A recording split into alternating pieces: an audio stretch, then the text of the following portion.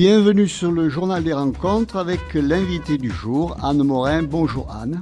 Bonjour René Sabaton. Alors, rentrons tout de suite dans le vif du sujet. Et d'abord, avant de parler du film que vous êtes venu nous présenter, est-ce que vous pourriez nous parler un peu de ce que vous avez fait dans le domaine du cinéma à ce jour ? J'ai commencé en 98, je crois, avec un film qui s'appelle Le Bonheur domestique, qui était un court-métrage sur un couple qui m'est cher, mon oncle et ma tante, et qui a une utilisation un peu maniaque de l'espace. Ensuite, j'ai filmé ma famille bulgare dans Mes toi et moi. Puis j'ai filmé ma tante bulgare. Et puis là, j'ai filmé mon mari, mon fils et moi. Voilà. Donc je filme souvent mes proches. D'accord. Voilà. D'accord. Alors, venons-en au film, justement, à ce film que vous êtes venu nous présenter. Le titre d'abord, qui est très amusant. Est-ce que vous pouvez nous éclairer un peu sur ce titre ? Alors, Rififi dans le tiroir. Le rififi, c'est un mot un peu désuet, mais j'aime bien ce qui est désuet. Et le rififi, c'est la bagarre. Et dans le tiroir, ça fait référence à Polichinelle dans le tiroir. Et en l'occurrence, ce titre m'est venu dès les premiers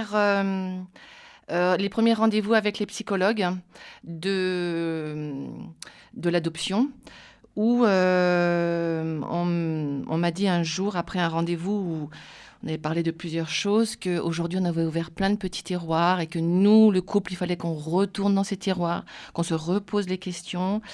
Et je me suis dit, mais c'est complètement dingue de parler à une femme qui ne peut pas être enceinte, qui a donc du rififi dans son tiroir, de tiroir. Je trouvais que cette assistante sociale ne se rendait pas compte visiblement de l'absurdité de ces mots, et c'est là où est venue l'idée du film, avec l'absurde. En parlant de tiroir, on va s'apercevoir en parlant de ce film qu'effectivement, d'une certaine façon, c'est un film à tiroir. Donc un film sur l'adoption, vous l'avez dit, l'adoption de celui qui est devenu votre fils. Oui. Alors non, on va en venir à ça, mais d'abord, si j'ai bien compris, le tournage a duré 5 ans. 5 ans, c'est long, ça doit être un record. Comment est-ce que vous avez fait pour ne pas baisser les bras ? Alors, c'est pas un record. Il y a des films qui ont été tournés pendant 10 ans. C'est vrai ? Oui, souvent mais des films de famille. 5 ans, c'est pas mal quand même. 5 ans, c'est pas mal, oui. C'est beaucoup. J'ai pas baissé les bras, mais parce que ça m'aidait. En fait, le film m'a beaucoup aidé à continuer la bataille. Les parcours d'adoption sont souvent très longs en France. Celui-ci a été long parce que, alors que nous pensions pouvoir adopter au Mali, il y a eu des événements politiques qui ont bloqué. Voilà, c'est ça. Et donc, on a commencé une bagarre diplomatique. Une bagarre, je ne sais pas si c'est une bagarre. Enfin bon, nous on se sentait un peu combattants. Une lutte, ouais. Et donc, de faire le film me permettait aussi de tenir. Parce que il y a eu beaucoup de hauts et de bas. Et en gardant ce fil, le fil conducteur, quelque part. Oui. D'accord. Oui, je gardais aussi le fil avec le réel. Voilà. Alors, donc, vous avez évidemment filmé par intermittence sur cette période de 5 ans. Il y a eu des longues coupures où vous ne filmiez plus. Oui. Il y a eu des moments où parce que mon mari aussi filmait beaucoup. Oui. Jean-Philippe Urbach, où on filmait plus parce que c'est souvent parce qu'on était assez désespérés. Il y a eu pas mal de moments où on était au point très très mort. Et là, on n'avait plus envie de prendre la caméra. Il faut quand même un élan de vitalité pour prendre la caméra. Donc, il y a eu pas mal de moments où on a arrêté. Et puis, on a repris. Et puis, on a mis en scène des choses. Alors, 5 ans de filmage, de tournage, ça suppose un travail de montage énorme. Ouais. Alors, d'abord, il y a beaucoup de rush. Ouais. Énormément de rush. Que j'ai mis très longtemps à regarder. Ça m'a pris presque un an. Un an pour, ouais. pour tout regarder. Quand tout était fini. Quand tout était fini. Ouais. Et puis j'ai retranscrit tout ce qui se disait. Ouais. Donc ça, c'était assez long. Donc il y avait un travail de réécriture, paradoxalement, après. Ah ben ça, c'est la magie du montage. Hein. Le montage, d'une certaine façon, c'est un deuxième récit. Absolument. Ouais.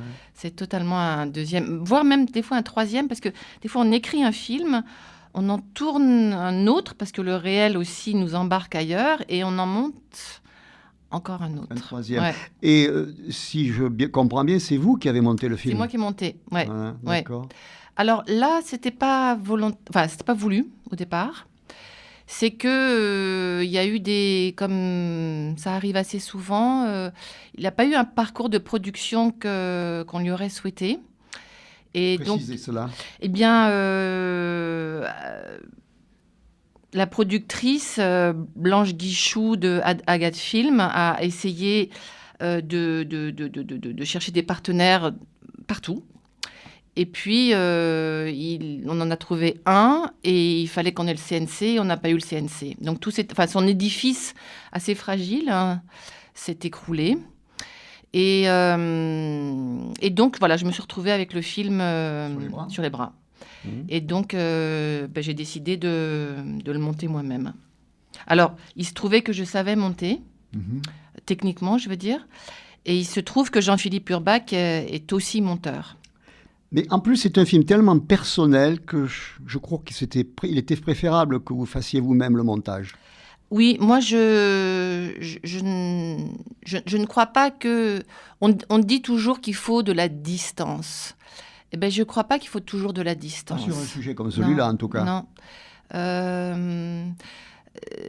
D'être aux manettes m'a permis aussi de prendre le temps nécessaire et de tourner des scènes que je n'avais pas tournées, de les retourner, de les tourner, d'essayer, de faire beaucoup d'essais. Et donc, comme le film a été tourné pendant 5 ans, il a aussi encore été un peu tourné pendant le montage, avec quelques scènes qui n'étaient pas prévues. Et qu'il fallait refaire. Tout court. Mais la question qui se pose quand même, quand on voit le film et la tension que ça représente, psychologique, nerveuse, comment est-ce que vous avez fait pour tenir, je veux dire, psychologiquement, quoi? Moi, j'aurais pas pu. Pour vous dire la vérité, vous voulez parler du film ou du réel? Je parle plutôt du réel, mais bon, ouais. Le réel... Il y a des moments où on sent que... Ouais, il y a quand même eu des petites... des chutes. Pas des petites, non, il y a eu des chutes. Non, j'aime pas du tout cette expression de parcours du combattant, mais n'empêche que ça a quand même été beaucoup ça. Et donc après, quand on a rencontré notre fils, j'étais épuisée. Donc c'est ça aussi, la conséquence de ces temps très très longs. Ces montagnes russes. Ouais. J'étais assez fatiguée. Tout à fait, j'imagine volontiers. Alors, une question purement pratique. Vous êtes souvent à l'écran, ce qui se comprend, puisque vous êtes la cheville ouvrière du projet. Vous êtes finalement, oui, si on peut dire, il y a un petit côté fictif dans la façon dont c'est construit. Oui. Ce qui est très heureux d'ailleurs, parce que ça aide ça ajoute à l'intérêt du film. Et donc, vous êtes au centre du film. Mais qui c'est qui filme quand vous êtes à l'écran? Alors, c'est soit Jean-Philippe Urbach, mon mari, soit j'ai posé la caméra. Je pose la caméra sur pied. Et voilà. Comme ça. Ouais. Comme ça. Et je me filme. Ouais. Et quand je m'adresse à la caméra, je n'ai pas du tout l'impression de m'adresser à quelqu'un d'autre que moi-même. Ouais. Donc, c'est pas un problème. En fait, il y a pas de... Je ne suis pas là en train de chercher à paraître. Je suis juste comme je suis au moment où je suis. Parce que j'ai juste... Là, il y a Anna Solène qui est derrière la caméra, qui nous regarde, qui nous filme. Mais moi, quand je suis seule, il n'y a personne qui me filme. Non. Donc, je suis vraiment seule avec moi-même. Donc, je ne me prépare pas. Oui, mais alors, je pense que ça, c'est une performance d'actrice. On a l'impression que vous vous adressez à nous, ce qui est bien, d'ailleurs. Parce que vous nous mettez dans la confidence. Oui. Ben non. Mais oui, je m'adressais... C'était pas ce que vous vouliez, mais c'est bien qu'il en soit ainsi. Oui, absolument. Vous voyez ce que je veux dire ? Oui, c'est très bien. Oui. Alors, ce film et ce travail pour adopter un enfant font qu'était tant du point de vue technique, tant du point de vue de la production que de tout autre point de vue, un travail d'équipe. Parlez-nous un peu des différents protagonistes. Alors, donc dans le film, le premier, donc Jean-Philippe Urbach, qui est mon mari, et avec qui nous sommes donc devenus parents et nous avons filmé ensemble. J'étais avec une productrice qui était Blanche Guichou de Agathe Film. Et puis ensuite, quand le film a été terminé, parce qu'il faut quand même toujours un cadre juridique administratif à un film, je suis allée avec Escalenta qui m'a accueillie.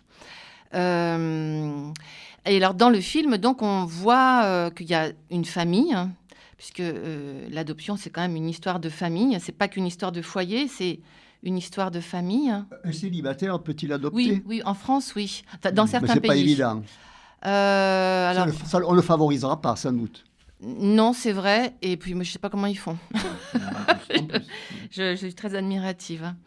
Donc la famille. Donc la famille. Et puis, donc, quand le Mali se ferme à l'adoption, après il y a un coup d'État, puis après il y a une loi qui interdit l'adoption internationale. Parce qu'il faut préciser pour ceux qui n'ont pas encore vu le film et qui vont le voir maintenant que l'enfant que vous vouliez adopter venait du Mali. Oui, absolument.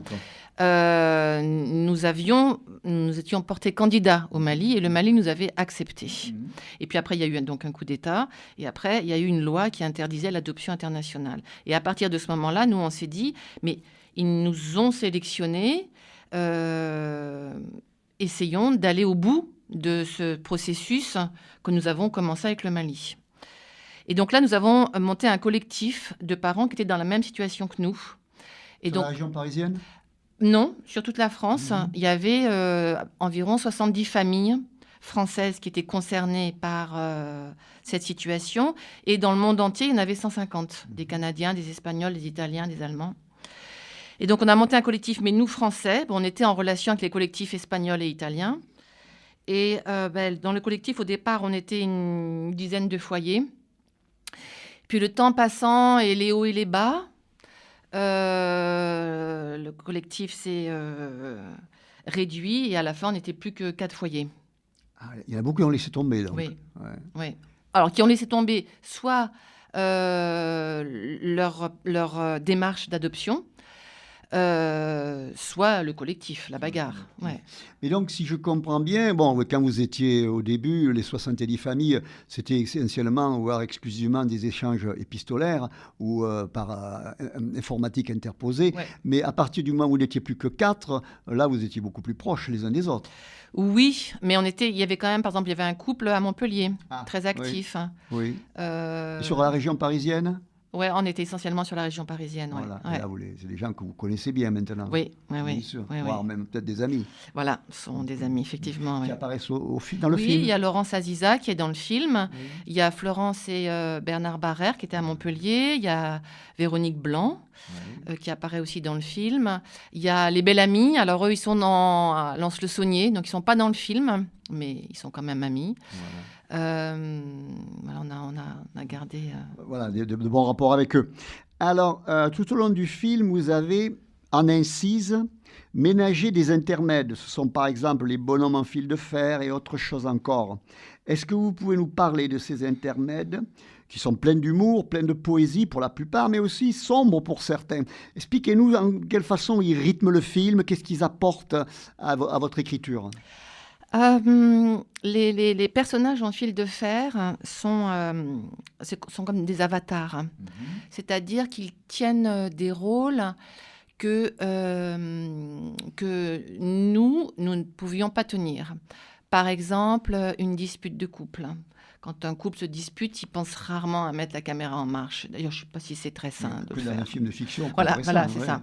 Donc, ça, on ne l'a pas fait. Donc, je l'ai remis en scène avec des personnages de fil de fer. Les glands aussi. Les glands sont des personnages, tous les personnages politiques et diplomatiques que nous sollicitons. Personne n'y verra un jeu de mots. Alors justement, on m'a fait remarquer une fois que le film était sorti que est-ce que j'avais choisi à dessein des glands et non. vraiment pas. Donc non, il n'y a pas de jeu de mots, il n'y a pas de malice pas impliquée. de malice. Non, je trouvais que c'était des très beaux objets que j'avais trouvés dans la nature et qui avaient des formes humaines. Oui, bien sûr. Voilà. Les dessins, alors les dessins, c'est par exemple une séquence que j'ai tournée après coup, pendant le montage. Oui, il y a des trucs ronds, des cercles, Ouais. des traits, des comme ça. Ouais.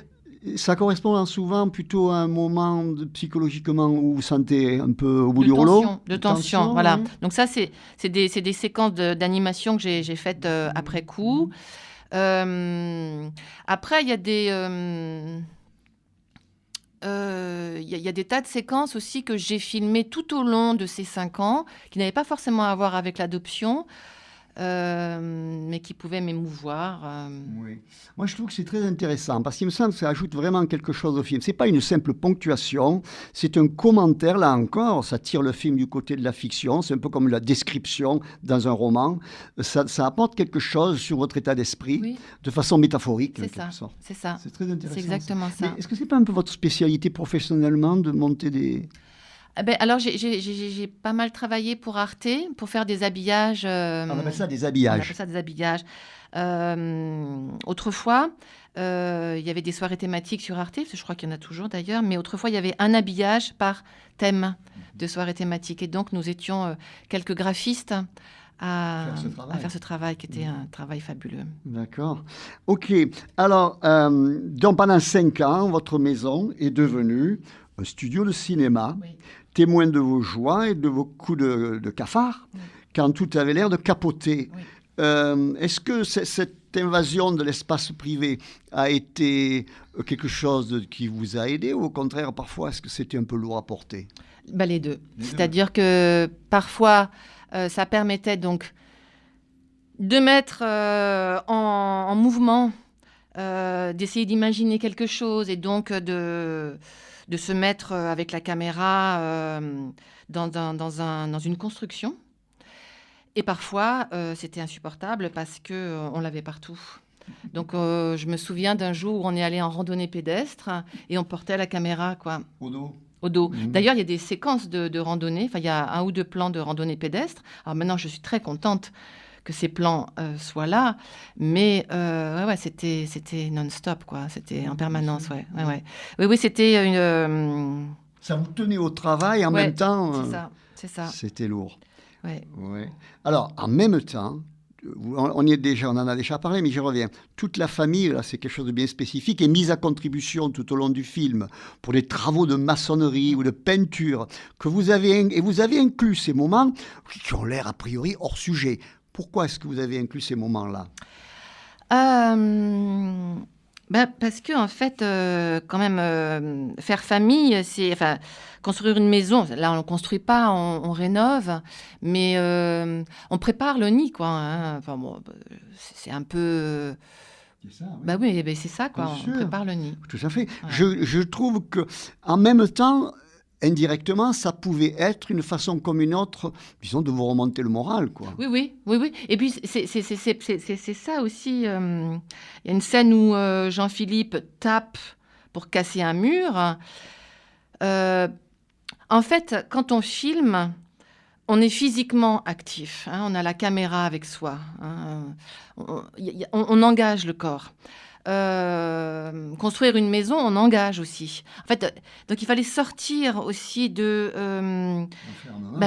mental, des possibles et des impossibles de l'adoption, et puis que le corps, c'est quand même une histoire de vie, hein, cette histoire d'adoption. On vit aussi avec son corps. Oui, c'est ça. Être parent, que ça soit biologiquement ou par adoption, c'est une histoire de corps, hein, c'est une histoire de muscles, de sourire, d'odeur. Enfin, c'est de la vie, quoi. Mais en plus, vous voyez bien la portée métaphorique qu'il y a à détruire, à se taper contre un mur, parce que c'est un peu ce que vous en étiez arrivé à vous taper la tête contre les murs.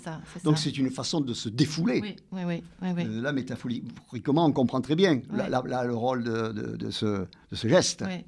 Voilà. Alors, venons au problème de l'adoption proprement dite, car votre film présente un très réel intérêt à tout point de vue pour les associations qui militent pour l'adoption. Est-ce qu'avec l'expérience qui est maintenant la vôtre dans ce domaine, vous diriez qu'adopter un enfant en France, surtout s'il s'agit d'adopter un enfant qui vient d'un pays en voie de développement aujourd'hui, est, même si l'expression n'est peut-être pas très heureuse, un véritable parcours du combattant? Toujours et plus que jamais, je crois. Parce que en 15 ans, l'adoption internationale... Alors, je parle de l'adoption internationale parce que l'adoption nationale, de toute manière, est toujours assez réduite. Hein. Il y a assez peu d'enfants qui sont adoptables. Et à l'international, il y en avait beaucoup plus à une certaine époque. Alors, avec parfois des situations qui étaient des situations totalement... non maîtrisée, non contrôlée, voire illégale.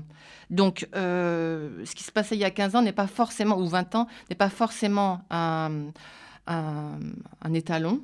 Mais en tout cas, nous, à notre époque, quand on a adopté il y a 8 ans, déjà, c'était extrêmement structuré.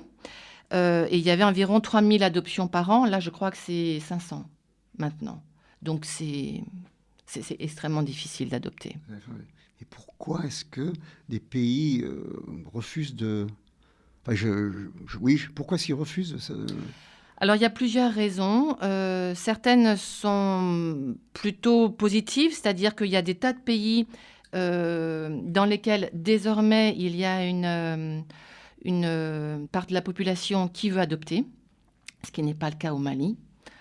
Bon, les projets d'adoption qui viennent de l'extérieur font concurrence aux gens du pays, donc. Oui, et donc c'est plutôt mieux. Enfin, une adoption nationale, c'est plutôt mieux qu'une adoption internationale. Si on peut, c'est ce qu'il y a de mieux. Oui, parce qu'il y a au moins pas de... S'il y a déjà eu un abandon, il n'y a pas de déracinement. Il est moindre, en tout cas. Il est moindre, voilà, c'est ça. Et puis bon, l'autre, de mon point de vue, hein, une des raisons, c'est que l'adoption internationale est un enjeu géopolitique. Et donc, il y a beaucoup de pays qui se ferment, puisque en général, ça se passe du sud vers le nord. Et donc, il y a beaucoup de pays qui se ferment pour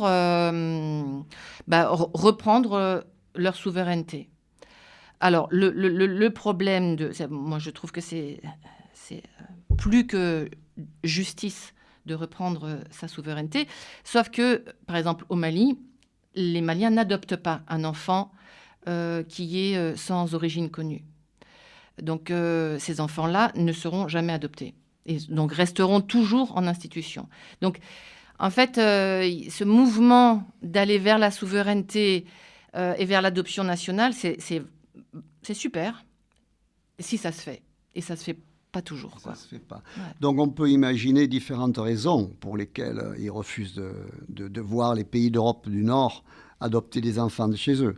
Évidemment, certainement que le contexte colonial doit jouer un rôle. Absolument, absolument. Ouais. Là, c'est très clair. Enfin, en tout cas, au Mali, c'est très clair que le Mali, depuis quelques années, veut vraiment se distancier de la France.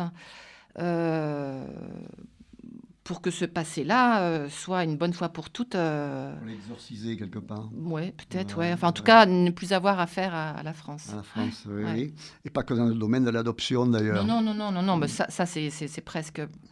Ça n'a pas de... Pour eux, c'est pas grand-chose, quoi, je pense. C'est pas grand-chose. Ouais. Alors, parlez-nous un peu des innombrables va-et-vient que vous avez dû faire auprès des politiques, tant en France qu'au Mali, pour arriver à obtenir gain de cause. Oui, ils ont été très, très nombreux, ces allers-retours extrêmement nombreux. Ce qui est raconté dans le film, c'est à peu près 10% de ce qu'on a fait. Je pense qu'on a sollicité absolument tous les... maires, députés, sénateurs, ministres, diplomates possibles et imaginables. Enfin, tous ceux qui pouvaient avoir un lien avec l'adoption ou le Mali. Donc, on a sollicité énormément de personnes. Certaines nous ont répondu et certaines pas. Certaines ont agi. dont Valérie Trierweiler, qui a été d'un grand soutien pour nous jusqu'au moment où elle a quitté l'Élysée, mais aussi au ministère des Affaires étrangères. Alors, c'était toujours assez long, hein, et le temps diplomatique n'est pas du tout le temps humain. Ah non, absolument pas. Donc, ça me mettait beaucoup de temps. Mais je dois dire que j'ai été... j'ai été parfois très admirative de l'engagement de certains hauts fonctionnaires. Alors, donc voilà. On ne peut pas généraliser, non, mais... Non. Et côté malien? Alors, côté malien, c'était beaucoup plus compliqué. D'abord parce qu'on n'avait aucune... Entrée. Alors, des entrées, on en a créé. Oui. Mais surtout, on n'avait aucune légitimité. Parce que... Oui, vous alliez à l'encontre de la loi. Voilà. Oui. Eux nous disaient, mais vous n'avez rien à réclamer. Et on ne réclamait rien, si ce n'est qu'il y avait eu un apparentement. Enfin, non, il n'y a pas eu d'apparentement, justement. Il y avait eu sélection. Donc, nous, on avait fait un chemin vers le Mali qui nous avait acceptés. Et donc, on se disait, mais continuons ce chemin et allons jusqu'au bout. Et donc, au Mali, ça a été un peu plus compliqué, un peu plus long. Et puis, il y a aussi, de notre part, une méconnaissance des usages. Donc, il a fallu aussi du temps pour qu'on apprenne. Vous avez progressé, bien sûr. Mais oui. Dans ce domaine. Oui. Et à quoi vous attribuez la solution que vous avez fini par trouver, qui tient un peu du miracle? Oui. Alors, j'espère qu'une des raisons, c'est l'intérêt supérieur de l'enfant, qui est donc normalement, mais j'espère, parce que donc ces enfants, s'ils ne sont pas adoptés à l'étranger, ne sont pas adoptés au Mali. Du tout. Il y en a 10 par an. Pour à la pouponnière numéro 1, ils sont 250. Hein. Et il y a 4 pouponnières à Bamako. Donc c'est un nombre infime qui est adopté. Infime. Donc, j'espère qu'ils ont pensé aux enfants, parce que la Convention de la Haye prône qu'un enfant doit vivre dans une famille et pas dans une institution. D'autant que ces institutions sont des institutions assez fragiles. Problème de financement oui, et tout. C'est ça, oui. Nous avions le soutien du ministre de la Justice. De là-bas, donc? De là-bas, oui. Et le président de l'époque, Ibrahim Boubacar Keïta, semblait aussi soutenir notre démarche. Donc ça se finit par se débloquer. Ça a fini par se débloquer. J'imagine qu'au niveau des institutions, les personnes qui travaillent auprès de ces enfants dans les institutions ont pu être d'un grand secours pour vous? Non. Pas vraiment? Non. Non, parce que elles sont des dames, sont sous la tutelle de leur ministère, donc elles n'ont pas... Aucun pouvoir, non. aucune. Mais on était en lien avec elles. Vous étiez en lien avec elles, bien sûr. Alors, justement, parlons du principal intéressé. Quel âge a Arthur, votre fils, aujourd'hui? Il a 9 ans. Il a 9 ans. Et alors, à la fin, il y a une scène que je trouve magnifique. Ah, il ne faut pas la raconter. Ah, mais je n'en parlerai pas. Mais elle est magnifique, c'est tout. C'est tout, mais vous êtes d'accord, elle est magnifique. Moi, je l'aime beaucoup, oui. Ah, ben oui, on l'aime tous. Oui, je l'aime beaucoup. Qui répond à la question que je vous posais. Voilà. Alors, oui, je voulais poser une autre question qui m'échappe maintenant, et c'est dommage. Oui, j'allais dire que c'est un film à suspense, finalement. Et ça rattache à ce que j'ai dit depuis le début, en filigrane. Il y a cette dimension film de fiction dans le... Oui, mais dans le... On pourrait très bien imaginer une fiction. Oui, absolument. À partir de ça. Mais dans le documentaire qui s'accroche au réel peut tout à fait avoir une part de suspense. Parce que dans le réel, il y a beaucoup d'incertitudes. Hein. Moi, j'ai voulu, dans la réalisation de ce film, que le spectateur y suive les péripéties, les hauts et les bas. Qu'il réussit, bien sûr. Merci. C'est clair, bien sûr. Mais qu'il soit avec ce couple qui se bat. Oui, qui se bat, oui. Oui. Tout à fait. Alors, je voulais vous demander aussi, puisqu'on y est, que si vous êtes votre métier, c'est de travailler dans le cinéma, vous avez des projets d'avenir? Et alors, oui. qui est encore qui est en pleine naissance, euh, qui en est à peine au stade de l'écriture.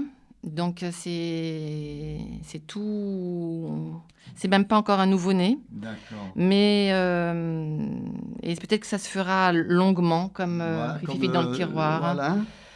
Et peut-être que ça viendra ici dans quelques années, on verra. On vous accueillera avec le plus grand plaisir. Merci. Voilà, bon, ben écoutez, moi qui ai vu ce film et qui l'ai vu de près pour préparer cette interview, je vous vraiment allez le voir. On l'a dit, c'est un documentaire, mais c'est aussi un film de fiction. C'est très émouvant, c'est plein de peps, il y a un dynamisme bon, qui tient. J'ai envie quand même de le dire, beaucoup à son auteur qui est là, Anne Morin, qui vraiment, elle a une performance à la fois, elle fait tout là-dedans. Elle est mère de famille, elle est metteuse en scène, elle est monteuse, elle est un peu maçon parfois, elle fait aussi la cuisine. La compote de pommes. La compote de pommes. N'oubliez pas d'aller le voir. Alors, en parlant de ça, vous allez intervenir en salle. Je ne sais plus exactement quel jour. Ah, moi, je sais. Dimanche. À Dimanche à quelle heure 14h au Bourneau. 14h au Bourneau. Venez voir Anne Morin et son film magnifique Rififi dans le tiroir. Voilà. Merci de votre attention. Merci René Sabaton.